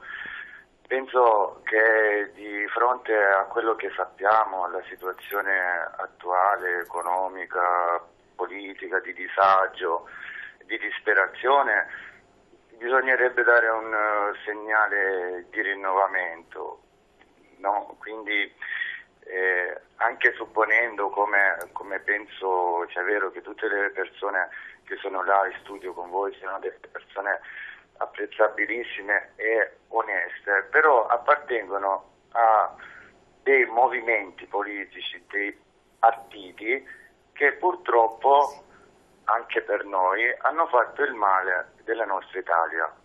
Quindi ci vuole pragmatismo, no? Allora si dicono tante belle cose, però poi se ne fanno poche. Cioè, si dice che si devono ridurre il numero dei parlamentari, ma non lo si fa. Si dice che si deve redistribuire un po' il reddito e non lo si fa. Si dice che si devono rinunciare ai privilegi della casta e si vota sempre contro. Quando qualcuno in Parlamento ha la brillante idea di fare una proposta di legge anche per abolire tutti i privilegi, anche a livello di pensione e quant'altro, votano tutti compattamente contro. Allora, inutile girarsi intorno, questi sono dati di fatto, oggettivi, che ci dicono che c'è un sistema aggrappato come un cancro che succhia soldi in ogni direzione, in ogni partito, sia a destra, a sinistra, da qualunque parte. Io non sono iscritto a nessun partito, non vorrei... Certo, non ho chiarissimo. Che succhiano soldi, no? E la gente purtroppo adesso non ce la fa più. C'è gente che si mette fuoco, che si dà fuoco perché non ha lavoro, operai chiusi nelle miniere che si tagliano con delle lamette, delle scene incredibili, no? E poi noi vediamo alla televisione i Fiorito, i Lusi, i Rutelli, questa è tutta gente che da qualunque parte politica è stata ha fatto il male di questo paese. Noi siamo ridotti in queste condizioni, anche essendo una potenza, no? Cioè, noi in pratica dovremmo essere fra i più ricchi del mondo perché abbiamo tutto, abbiamo la montagna, le Dolomiti, il mare, la collina. E ci hanno proprio sgretolato, no? Allora dico, votiamo chi con questo sistema non c'entra nulla. Il PD ne ha fatto parte e ha supportato come posso dire, questa politica malvagia. No, è stato chiarissimo. Fare la legge sul conflitto di interessi e non l'hanno fatta. E della gente che parla però poi non fa niente. Chiaro, il concetto è questo, perfetto. Ci vuole pragmatismo, ci vogliono i fatti, perché la situazione è grave, il tempo delle parole è finito. Va benissimo, grazie, il tempo a disposizione è scaduto. Grazie per rispondere, se no non c'è più tempo per rispondere in studio. Lavoro è un esempio pratico. Grazie molto. Vorrei chiedere se ci fosse stata la possibilità, qual è l'alternativa. Sì. Cioè, io posso anche ammettere tutte le colpe, tutte le cose che sono state fatte sbagliate o fatte male o le cose che non sono state fatte dopo averle promesse. Ma ripeto, al di là della forma democratica e della scelta del proprio rappresentante, quale soluzione puoi proporre? Io ad esempio sono convinta che il mio schieramento politico, se vincente, farà le cose che sono state dette poco fa. Però cioè voi sostenevate che Monti le avrebbe dovuto fatte, lo dicevate con grande convinzione, è vero, e siamo rimasti impattostati. Io pensavo che alcune cose sarebbero state fatte, ad esempio in materia di redistribuzione del reddito, tanto per essere chiari, perché come partito, il Partito Democratico aveva proposto la patrimoniale sui grandi patrimoni per riequilibrare la situazione. Non se ne parla più. Io lo dico, se il mio partito andrà al governo dovrà fare questa cosa. Ma se non lo fa, come succede sempre, che poi vanno sempre a penalizzare i più poveri, ma non mettono la tassa di successione per esempio e di nuovo i poveri disgraziati, perché adesso arriviamo. Si giudicano le persone, si giudicano anche i politici per ciò che hanno fatto, si fa una valutazione sulla loro qualità, si distingue, si capisce, si decide soprattutto.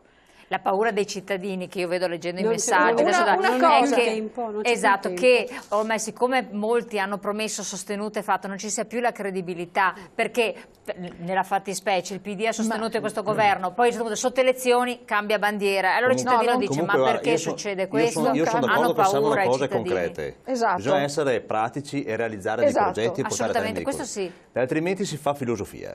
E questo chiedono, un attimo solo sentiamo un'altra telefonata, cosa hanno da dire, pronto? Pronto? Mi chiamo Mario. Da dove chiama? Da Verona. Prego. Allora, una persona va in regione, ci sta 5 anni, prende il suo bel gruzzoletto e prende il suo vitalizio.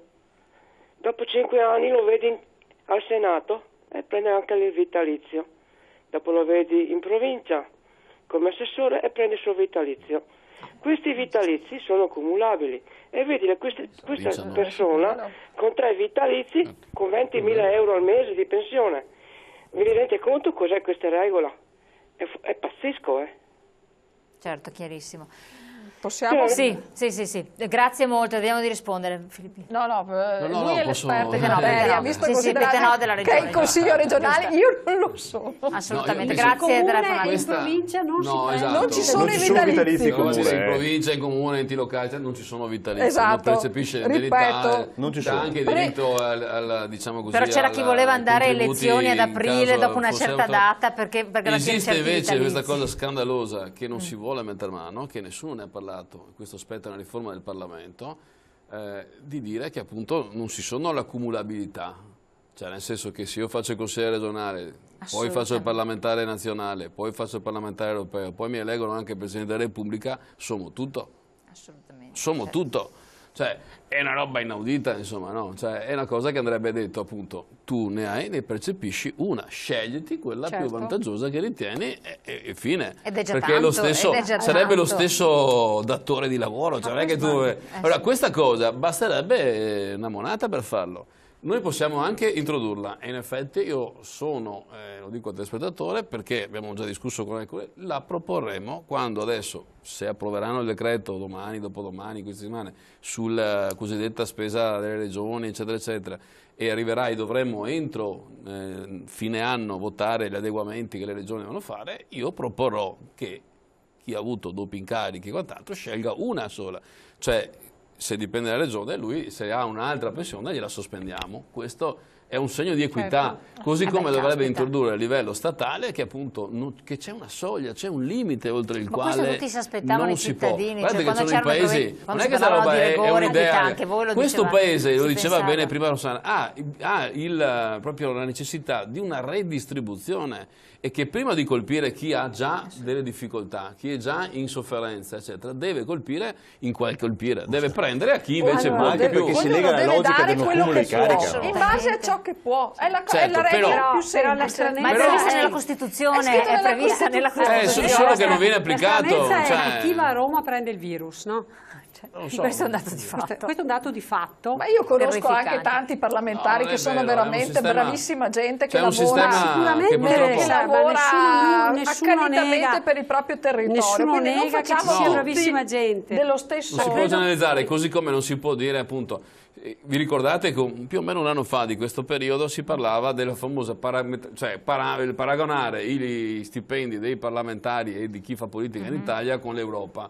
Poi è sparito tutto, eccetera. Non se ne parla più, ma era da anni, ma ancora col governo Monti era questa cosa, poi hanno incaricato i saggi che dovevano fare la cosa, Catricalà, che insomma un sacco di stipendi, che paghiamo centinaia e centinaia di migliaia di euro, uno come Catricalà, sono anche ministro. Cioè vuol dire, questa gente qua non si pone il problema di un'equità. Allora, il problema di chi ha sostenuto Monti dall'inizio, l'errore è stato lì, perché un anno fa bisognava, dopo il debacle di Berlusconi, bisognava andare alle urne un anno fa e dire il centro-sinistra sarebbe risultato vincente perché c'era la debacle del centrodestra, questo è il mio programma, cittadini, bene, sì o no, e si dà a votare con un programma.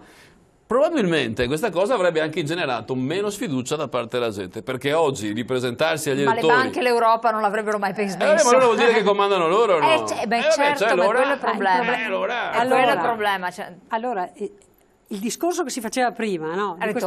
Ma lo stanno scrivendo anche i nostri telespettatori che questa è una forma di dittatura che diventerà sempre più stretta. Questo grande sistema che ci è sfuggito e che probabilmente non è sentito dalla gente, non è capito, perché invece altri sono i problemi che toccano le persone, sono personali, è il fatto che parte dall'Europa. Io sono convinta che questa non sia l'Europa dei popoli, ma è l'Europa della finanza.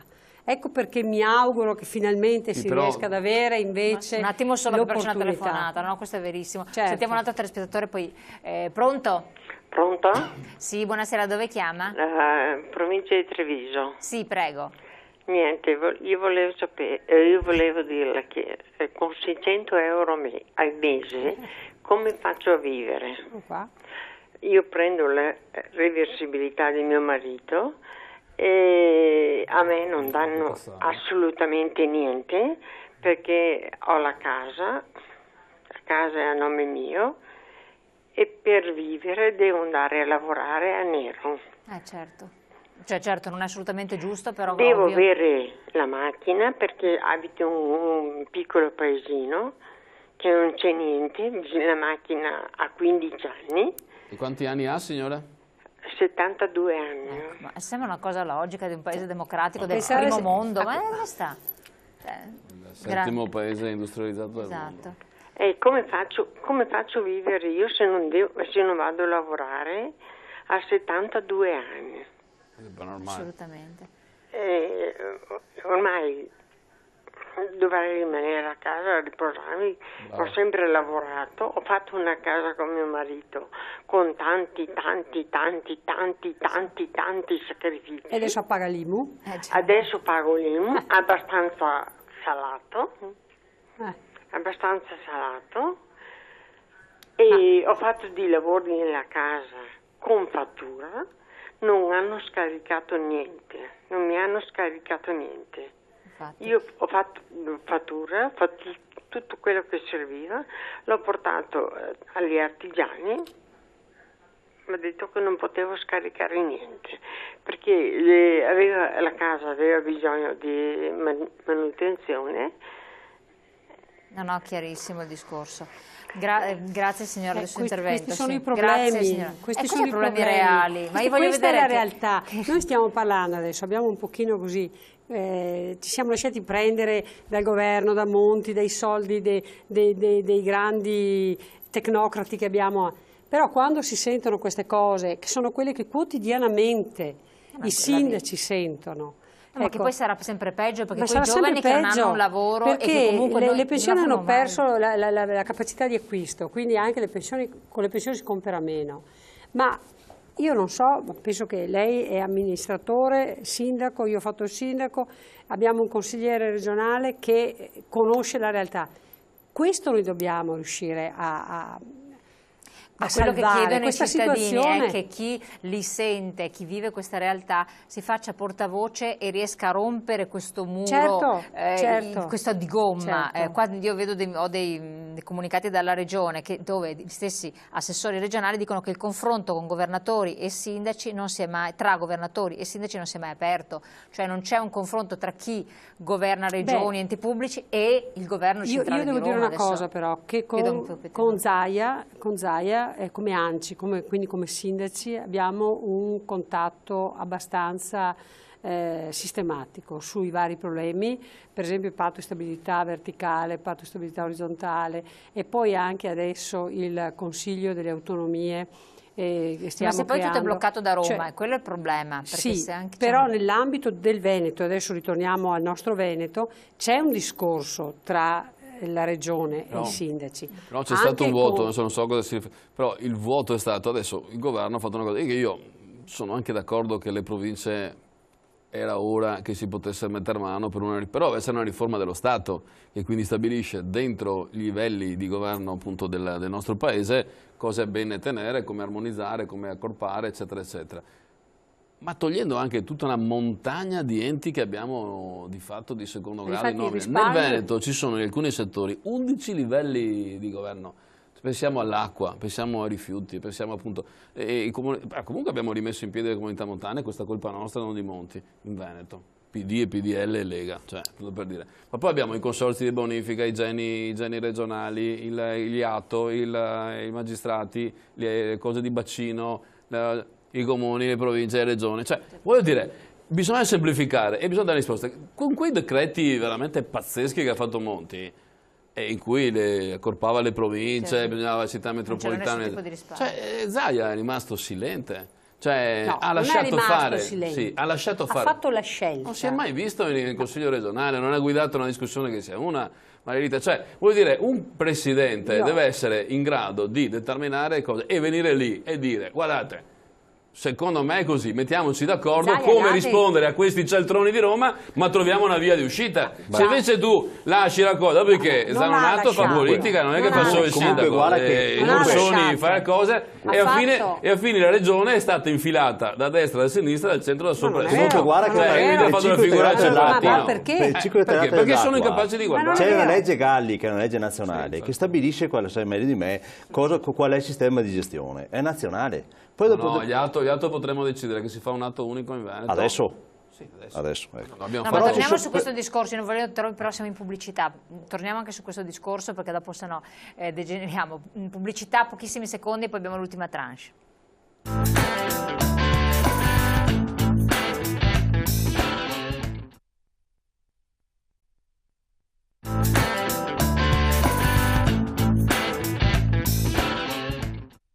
No, abbiamo detto che cerchiamo di non deprimerci, per cui vedremo anche qualche notizia positiva di quello che si riesce a fare in territorio. Abbiamo già una telefonata in attesa. Pronto? Pronto? Pronto? Sì, buonasera, da dove chiama? Buonasera, sono qua a Verona, mi chiamo Angelo Spalletta. Sì. Dica. Faccio l'autotrasportatore. Niente, volevo dire questo. Io ho 70 anni, ho varie esperienze sindacali quanto segue. E ho fatto ultimamente una lettera, perché faccio che le lettere vengono pubblicate sulla Sicilia a volte. Ho fatto una lettera a Monti dicendo che se veramente voleva risanare l'economia nazionale bastava prima mettere un tetto alla pensione non oltre i 5.000 euro e stipendi faraonici, perché in un momento di crisi socio-economica bisogna stringere le cinghie un po' tutti. Secondo, fare un censimento dei beni della Chiesa Cattolica e fatti pagare le tasse, perché loro dicono non pagare le tasse è peccato, così vediamo di farle peccare. Terzo, abbiamo 15.000 detenuti con avviso di garanzia, un detenuto ci costa 250 euro al giorno e con avviso di garanzia voi mi impegnate che se una persona non è stata giudicata nei confronti della legge non chiarissimo, no, ma lei ha fatto da preso... Sì. Non la interrompo perché ha detto delle cose, siccome sono tante c'è poco tempo a disposizione, molto di logica, di buon senso. Dica.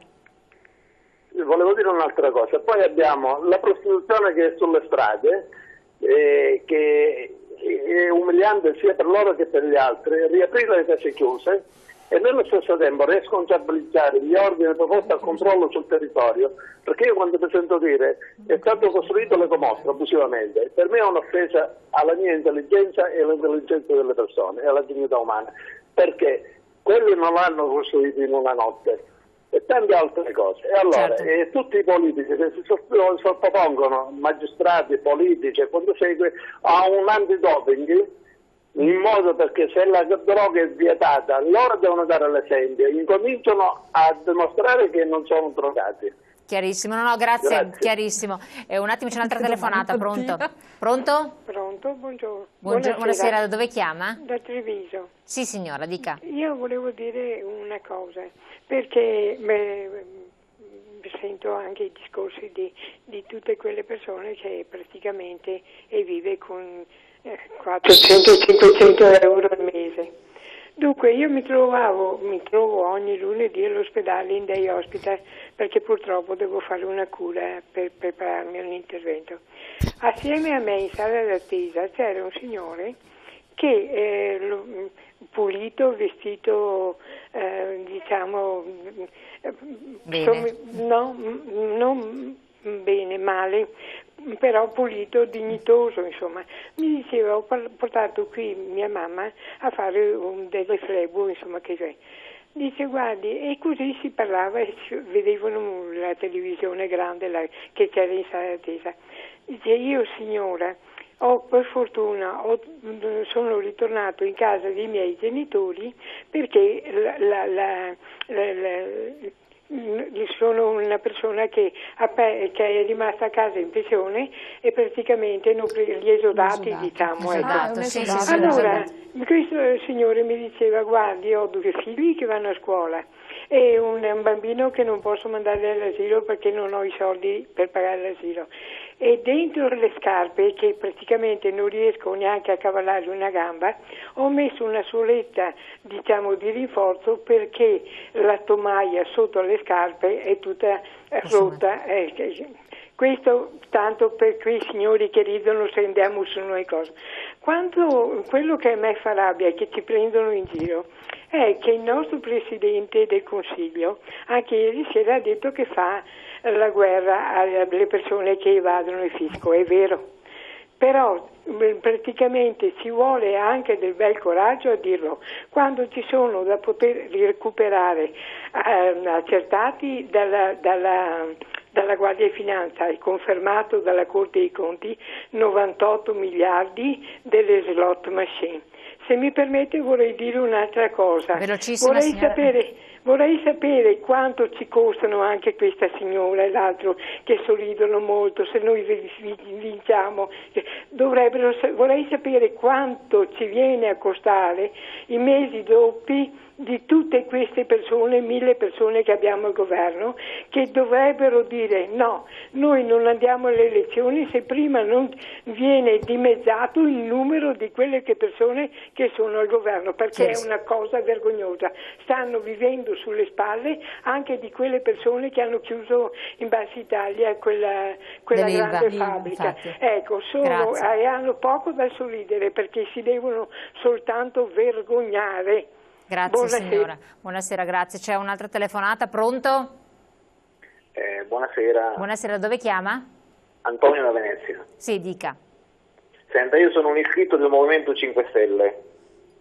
Sì. Volevo fare una domanda alla signora Filippini del Partito Democratico. Ma il suo partito, se non sbaglio, è uno degli accaniti sostenitori del signor Monti, è vero? Sostiene il governo Monti? Sì, il Partito Democratico. Sì. L'ha votato? Ah, l'ha votato, perfetto. Perché non dice al suo partito di rinunciare ai vostri rimborsi elettorali? Date che adesso fate le primarie, vi fate vedere gli eroi della patria. Perché non rinunciate ai rimborsi elettorali? Guardi che la legge sui rimborsi elettorali è stata cambiata, forse non lo sa. Sì, ma è stato fatto un referendum in cui il 90% degli italiani... La legge sui rimborsi elettorali è stata cambiata. Che voi partiti la legge elettorale sui rimborsi elettorali è stata cambiata, si informi meglio. Sì, si informi meglio, state dando i quattrini per i pappate. Ripeto, la legge sui rimborsi elettorali è stata cambiata. E adesso fate le primarie, ma non vi vergognate. Ma le primarie sono una libera esercizio. Perché al Grillini dà così tanto fastidio avere 3 milioni di persone che vanno liberamente ad esprimere un loro giudizio? O un loro diritto? Va bene. Perché vi dà così tanto fastidio? Grazie del suo intervento. Abbiamo capito la sua osservazione, sì, Rodeghir. Rispondiamo anche ai nostri io volevo un po' anche stemperare la serata, nel senso che al di là di tutte le notizie negative, voglio anche, oltre ad essere sindaco, sono anche consigliere di ETRA, e come ETRA, che è la società, la public utilities di tutti i 78 comuni del Bassanese, l'Altopiano, il Padovano, eccetera, abbiamo fatto partire un progetto lavoro dove impegniamo 310 persone per 6 mesi. Questo è un progetto che ha una valenza di 2 milioni e mezzo, perché 800.000 euro li mette ETRA, 750.000 euro li mette gli istituti finanziari e altri 250.000 euro li mette la regione, eccetera. Poi c'è la Caritas a Padova, che è un'iniziativa molto importante. 310 persone che verranno impegnate adesso, stiamo facendo le selezioni, quindi verranno impegnate per i prossimi 6 mesi, è un segnale positivo, concreto di reazione a quello che si può fare per aiutare le persone. Di questi 310 persone poi sarà valutate circa il 30% eventualmente per l'inserimento nella pianta organica, per il potenziamento della struttura. È già qualcosa che si possa dare un'opportunità a qualcuno di entrare nel mondo del lavoro. Ecco, quindi questo è anche un messaggio positivo che voglio passare ai telespettatori, proprio questa nuvola di magari anche così negativa, uno spiraglio di luce è un qualcosa di positivo, no? Che noi lanciamo e l'abbiamo fatto, insomma. Sì, io mi associo dicendo che finché ci sono i sindaci e ci sono i comuni ci sarà sempre qualcuno che in prima linea difenderà il territorio e i cittadini. Certamente quando si sente un sindaco dire ho visto piangere un cinquantenne perché ha perso il lavoro e mi ha chiesto sindaco aiutami e io gli ho risposto non so cosa fare, cioè mi è venuta voglia di restituire la fascia, però fino in fondo io lotterò per i miei cittadini. Io credo che una gran parte dei sindaci nostri, io parlo per i sindaci del Veneto, siano veramente disponibili a tutto pur di difendere il territorio e credo che mai come in questo momento bisogna credere, bisogna lavorare perché possano in qualche modo reagire. È vero, però è vero questo, sai, che hanno bisogno che però esatto, per la parte negativa è che hanno calcato sull'IMU che ne abbiamo parlato ma hanno e potevano anche lo so, ma torniamo sempre là, sono andati a calcare su quelli che hanno perso, che hanno 600 euro di pensione, lo sapevano sull'IMU. Lo sapevano.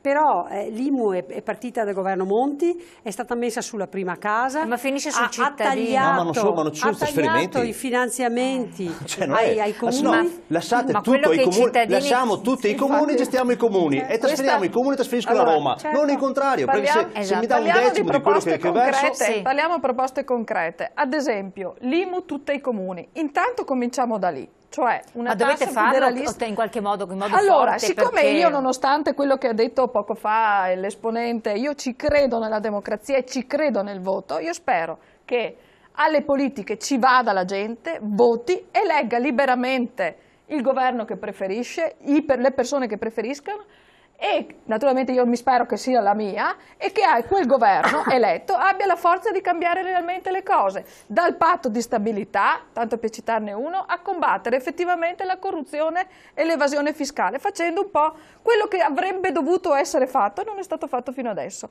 cose concrete, dalla revisione del patto di stabilità, ripeto, oppure insieme alla prima cosa che potrebbe essere fatta subito, che si chiama IMU tutta ai comuni, che siano i comuni a gestirsela interamente. Dopodiché si chiamava imposta municipale unica ed era nata per i comuni. Dopodiché ogni singolo comune deciderà quali sono i servizi che vuole fare, a costo anche dell'imposizione fiscale, e quali rinuncerà perché non ce la fa. Sì, e poi il dato certo è il trasferimento. Non il dato di trasferimento dimezzato dopo 9 mesi di gestione di bilancio. C'è un IRPEF comunale comunque che è stata anche quella ma l'IRPEF comunale, signori, guardate che l'IRPEF perché va sempre a pagare sui cittadini, io dico sempre alla fine sono sempre scusate, ma dipende anche, l'IRPEF dipende anche dalla forza lavoro presente nel territorio. È rapportata al plafond di forza lavoro che è presente? In rapporto a questo c'è un introito oppure no? Io percepisco un IRPEF come comune, percepisco un IRPEF che è ridicolo nei confronti di come potrebbe essere il comune di Bassano o altre realtà. Sì, no, per carità, però se noi andiamo a analizzare persone, cittadini che vivono nel territorio per esempio di Padova, si sono trovati un'ICI che è andata su alle stelle, negozianti che non possono più neanche pagare il negozio. Noi per esempio, nel caso nostro noi abbiamo messo l'IMU al minimo, anche per le attività produttive, le attività agricole eccetera, e l'IRPEF non abbiamo mai toccato dal 2007. Assolutamente. Un attimo, un'ultima telefonata e poi dobbiamo dare il giro di chiusura, do la parola anche a Petenò, poi a Busetti. Pronto? Pronto? Sì, buonasera, dove chiama? Buonasera, chiamo dalla provincia di Verona. Sì, signora, dica. Mi scusi la voce che sono orfedata. Io volevo chiedervi una cosa. Siccome adesso ho l'IMU e non vado a 500 euro io e neanche mio marito, perché una volta i campi andavano poco, l'artigiano lo stesso è. Adesso ho l'IMU, ho la casa grande vecchia di una volta, non so se buttarmi in qualche fosso per finirla. Guardate, sono a terra. Una volta l'ho pagato perché mi hanno aiutato i figli, ma continuo ad andare dai figli che hanno il mutuo. Vi chiedo una cortesia, datemi un consiglio. Certo. Grazie, signora. Che comune è? Ciarea. Grazie signora del suo intervento. L'unico consiglio che le dico di non pagare. Anche a me non pagare. Non pagare. Non lo paghi, signore. Che paghi una parte. Paghi una parte, una piccola parte. E vada dal suo sindaco.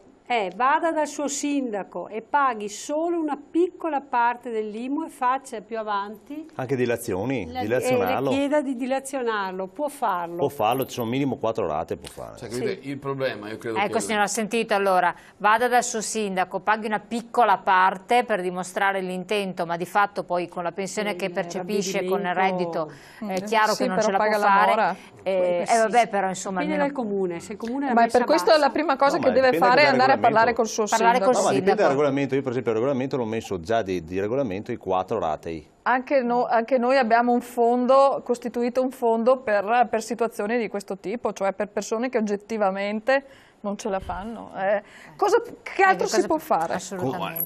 No, ma infatti il problema è premesso cambiare politica, ma la signora domani mattina ha bisogno di dare qualche risposta concreta. Cioè, dobbiamo guardare oltre, dobbiamo rendersi conto che dobbiamo fare massa critica per veramente fare un'azione di governo e dire si devono puntare e mirare dei capitali o soprattutto dei costi delle lobby massoniche che costano una cifra al territorio nazionale. Perché sennò succede quello che scrivono tutti. Sempre la povera gente. La famosa ultima patata, arriva presto. Eccola qua l'ultima patata. Prima si diceva che il Veneto, che ha tanto lavorato e ha risparmiato, no? Forse ancora oggi riesce ad avere qualche risparmino che gli permette di sopravvivere, ma come in questo caso qua siamo arrivati veramente all'ultima patata. E dopo è troppo tardi per cambiare le politiche di governo. Pettenò, la chiusura. No, ma 2 secondi solo per dire che effettivamente o si riparte dalla centralità dei bisogni della gente e dallo stato della situazione, e siccome non è assolutamente una cosa naturale che si facciano queste politiche di massacro, non è naturale, significa che per far morire la gente in questa maniera si è scelto di dare i miliardi alle banche, perché il Monte Paschi di Siena, l'Unicredit, abbiamo dato miliardi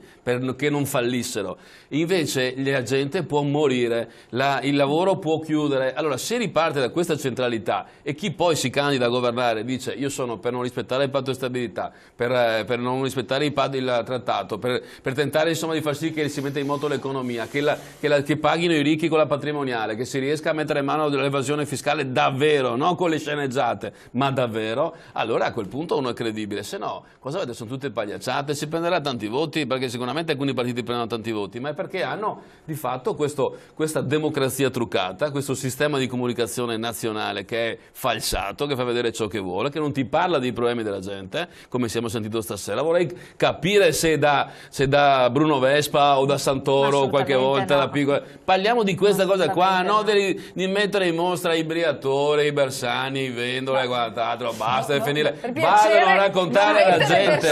Vadano a raccontare. Bersani ha votato tutte le cose di Monti, quindi Bersani, guarda, Bersani, Casini e Berlusconi o Alfano che si divoglia, ha votato tutta la roba che la gente sta soffrendo. Ma è la stessa cosa. Cioè vuol dire, io che sono il cittadino che devo pagare l'IMU, la signora chi deve ringraziare dell'IMU? Bersani, Casini e signora che altro c'è e Alfano deve ringraziare questi. Le scelte sono state sostenute, votate dal potete governo, dire che adesso casa. Il prossimo governo che voi si candidate a fare non farà queste cose, toglie l'IMU, non rispetta il patto di stabilità. Vabbè, lo vediamo nel programma, quindi una fiducia alla gente, un'apertura. Guardiamo il programma, un po' di speranza. Guardiamo il programma, speriamo che ci sia un po' di prima speranza. Che muoia la gente, perché sennò infatti dopo è troppo tardi. Le elezioni a marzo. Allora, va bene. È già una bella notizia, perché temevo che tra Napolitano ma se non altro, vabbè, comunque al di là di tutto che magari non mi fa piacere sostenerli perché non vogliono apparire in televisione, comunque c'è un movimento che si sta muovendo di estrema protesta, al limite pur di manifestare un voto e non astenersi, che il non voto non porta a nulla, perché purtroppo è un dato di fatto, è una grande protesta, se ne parlerà per una settimana, per un mese, poi finisce là. Chi non ha votato non ha gli interessi di chi fa questo purtroppo è un dato di fatto. Attenzione, valutate tutto quello che c'è sul parterre, anche chi non appare non parla, ma esiste, quindi bisogna tener conto di questi, e poi fate le vostre scelte, sperando che poi chi ci rappresenterà abbia un coraggio di prendere in mano la situazione, speriamo.